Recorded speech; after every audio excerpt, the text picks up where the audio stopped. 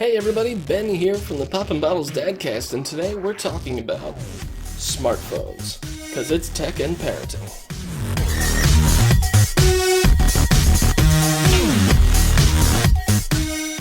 Smartphone technology has come a long way in the past couple of years, and equally so, apps.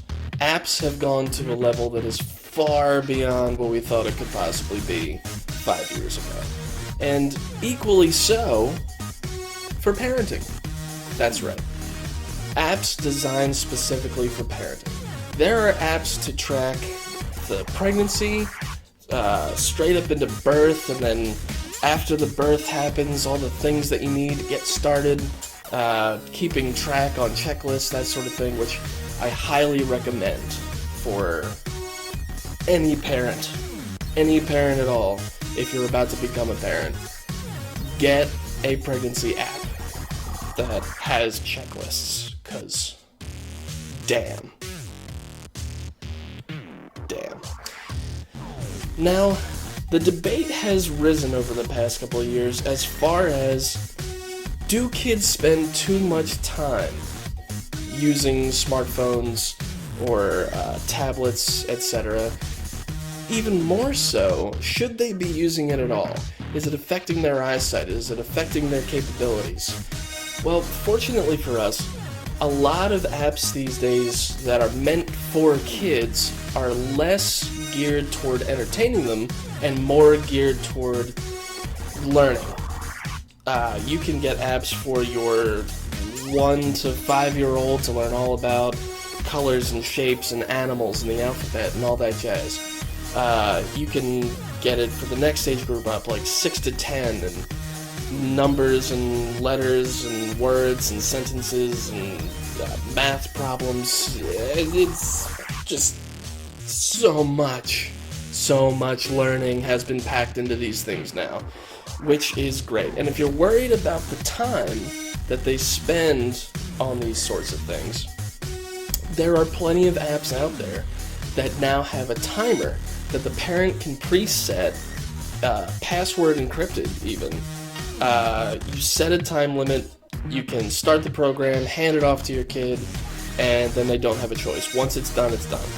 The other great thing about apps for kids is nowadays there are more and more called kids mode, or they have a kids mode on there. For your devices, whatever device it is that you upload it to, it's specifically so that once they're in the app, they can't get back out and do anything and see anything that you don't want them to.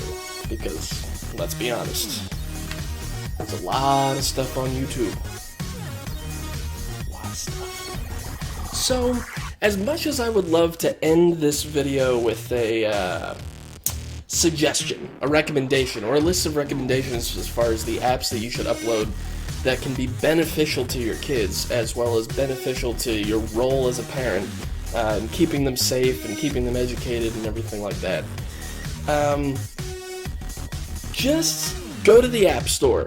Go to Google Play Store, go to the Apple Store, and just search Kids Mode. Search Kids Mode, search apps for kids, search learning apps for kids. Just put in all the keywords that you can possibly think of and scroll through, because there's seriously so many out there of so many varying types. It really comes down to what you prefer as a parent. So do your research, get in there, take a look, download the app, and take a look at it before you give it to your kid.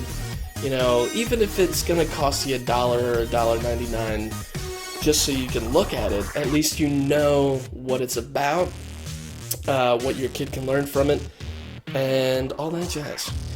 And for you parents concerned about your kid's eyesight or brain capacity or whatever, their eye sockets being fried out from staring at a screen for too long, you can always adjust your brightness, your backlight, everything. You can adjust everything on this technology nowadays. It's crazy and it's awesome. I'm going to use the word crazy a lot in this whole series because let's face it, some of this stuff is a little nuts.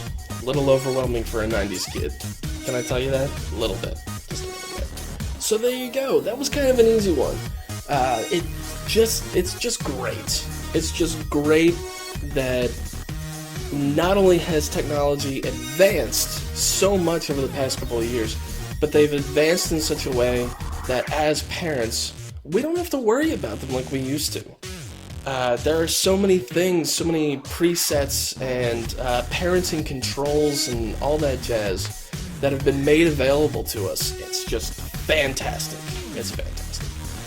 Now, I would recommend not just sitting your kid in front of an iPad all day. I definitely recommend that. Get outdoors a little bit. You know. I mean, not outdoors with the iPad. I mean, just let him go play. Let him go play. Let him be a kid. Gotta stretch those little legs out. Get off the couch. Yeah. Ooh.